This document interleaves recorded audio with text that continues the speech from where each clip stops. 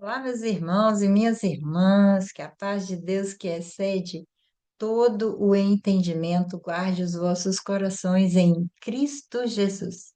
Confie em Deus mesmo quando a justiça humana falha, quando as circunstâncias parecem injustas, você continua confiando em Deus, porque Ele está conduzindo a sua história. No texto de hoje, nós vemos que nem sempre a justiça dos homens acontece no mesmo tempo em que esperamos. Em Atos 25, Paulo continua preso, enfrenta novas acusações e comparece diante dos governantes. Mesmo assim, Deus permanece no controle, conduzindo cada detalhe para cumprir o seu propósito. Vamos à nossa leitura? Espero que você tenha também esse lugar de anotar, de aprender, de trazer para a sua vida tudo aquilo que a palavra de Deus ensina e aplica. Porque aí eu cresço, eu amadureço e a minha vida espiritual se transforma todos os dias. Vamos à leitura?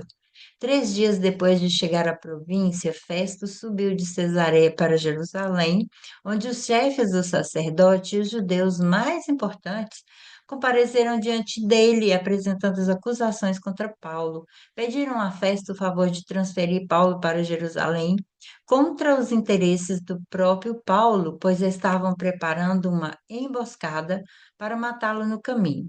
Festo respondeu: Paulo está preso em Cesareia e eu mesmo vou para lá em breve.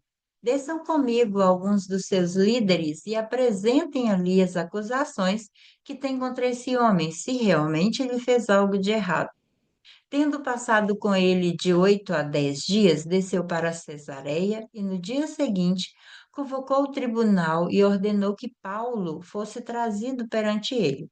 Quando Paulo apareceu, os judeus que tinham chegado de Jerusalém se aglomeraram ao seu redor, fazendo contra ele muitas e graves acusações que não podiam provar. Então Paulo fez sua defesa. Não fiz nada de errado contra a lei dos judeus, contra o templo ou contra César. Festo, querendo prestar um favor aos judeus, perguntou a Paulo: Você está disposto a ir a Jerusalém e ali ser julgado diante de mim acerca dessas acusações? Paulo respondeu: Estou agora diante do tribunal de César, onde devo ser julgado. Não fiz mal nenhum aos judeus, como bem sabes. Se de fato sou culpado de ter feito algo que mereça pena de morte, não me recuso a morrer. Mas se as acusações feitas contra mim por esses judeus não são verdadeiras, ninguém tem o direito de me entregar a eles. Apelo para César. Depois de ter consultado seus conselheiros, Festo declarou: Você apelou para César irá. Alguns dias depois, o rei Agripa e Berenice chegaram a Cesareia para saudar Festo. Visto que estavam passando muitos dias ali, Festo explicou o caso de Paulo ao rei. Aqui há um homem que Félix deixou preso. Quando fui a Jerusalém, os chefes dos sacerdotes e os líderes dos judeus fizeram acusações contra ele, pedindo que fosse condenado. Eu lhes disse que não é costume romano condenar ninguém antes que ele se defronte pessoalmente com seus acusadores e tenha a oportunidade de se defender das acusações que lhe fazem. Vindo eles comigo para cá, não retardei o caso, convoquei o tribunal no dia seguinte e ordenei que o homem fosse apresentado. Quando seus acusadores se levantaram para falar, não o acusaram de nenhum dos crimes que eu esperava. Ao contrário, tinha alguns pontos de divergência com ele acerca de sua própria religião e de um certo Jesus já morto, o qual Paulo insiste que está vivo. Fiquei sem saber como investigar tais assuntos, por isso perguntei-lhe se ele estaria disposto a ir a Jerusalém e ser julgado ali acerca dessas acusações. Apelando Paulo para que fosse guardado até a decisão do imperador, ordenei que ficasse sob custódia até que eu pudesse enviá-lo a César.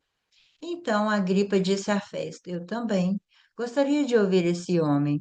Ele respondeu: Amanhã o ouvirás. No dia seguinte, Agripa e Berenice vieram com grande pompa e entraram na sala de audiências com os altos oficiais e os homens importantes da cidade. Por ordem de Festo, Paulo foi trazido. Então Festo disse: Ó rei Agripa e todos os senhores aqui presentes, vejam este homem. Toda a comunidade judaica me fez petições a respeito dele em Jerusalém e aqui em Cesareia, gritando que ele não deveria mais viver. Mas verifiquei que ele nada fez que mereça pena de morte. Todavia, porque apelou para o imperador, decidi enviá-lo a Roma. No entanto, não tenho nada definido a respeito dele para escrever a Sua Majestade. Por isso, eu o trouxe diante dos senhores e especialmente diante de ti, Rei Agripa, de forma que, feita essa investigação, eu tenha algo para escrever, pois não me parece razoável enviar um preso sem especificar as acusações contra ele. Como podemos ver, após 2 anos de prisão, o governador Félix é substituído por Festo. Os líderes judeus aproveitam essa mudança de governo para pedir que Paulo seja novamente levado a Jerusalém, planejando matá-lo durante um caminho. Festo percebe que não há provas suficientes contra Paulo, mas para agradar os judeus pergunta se ele aceita ser julgado em Jerusalém. Sabendo de seus direitos como cidadão romano e entendendo que Deus tinha um propósito muito maior para a sua vida, Paulo faz um pedido. Apelo para César. Com essa decisão, Paulo seria enviado a Roma exatamente como Deus havia prometido. Mais tarde, o rei Agripa e Berenice vão visitar Festo, que também apresenta ao rei Agripa o caso de Paulo. Nesse contexto, nós vamos aprender o quê? Deus está trabalhando durante o tempo de espera. Durante todo o tempo de espera, Deus continua trabalhando. Paulo permanece preso, mesmo sem entender todos os detalhes. Deus está preparando o caminho para que ele chegue até Roma. O silêncio de Deus não significa ausência. Enquanto esperamos, ele continua organizando aquilo que ainda não conseguimos enxergar. A integridade nos fortalece diante das acusações. Paulo não teme em nenhum momento.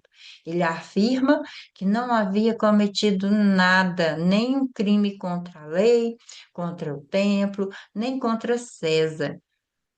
Quem vive na integridade, com integridade, pode enfrentar as dificuldades com a consciência tranquila. Nossa segurança está em Deus e não nas acusações dos homens. Deus nos dá sabedoria para tomar decisões. Ao apelar para César, Paulo utilizou um direito garantido a ele pela lei romana. Ele agiu com discernimento sem abandonar a sua fé. Confiar em Deus não significa deixar de agir com responsabilidade e sabedoria. Deus também nos orienta por meio de decisões que tomamos. O propósito de Deus é maior que a circunstância. Nenhum plano humano pode impedir os planos de Deus. Então, os líderes religiosos tentaram condenar Paulo. Os governadores buscavam agradar o povo, mas Deus havia determinado que Paulo anunciaria o evangelho em Roma. Então, Deus estabelece um propósito e nenhuma oposição consegue frustrar os seus planos. E as aplicações? Como que eu faço essa aplicação na minha vida?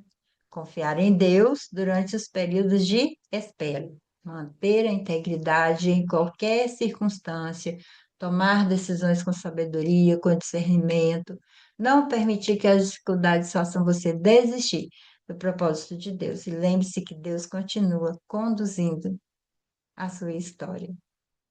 Nossa esperança precisa estar firmada nele e entender que ele sempre está nos guiando, nos orientando, nos guardando. Até nosso próximo momento de leitura da Palavra de Deus.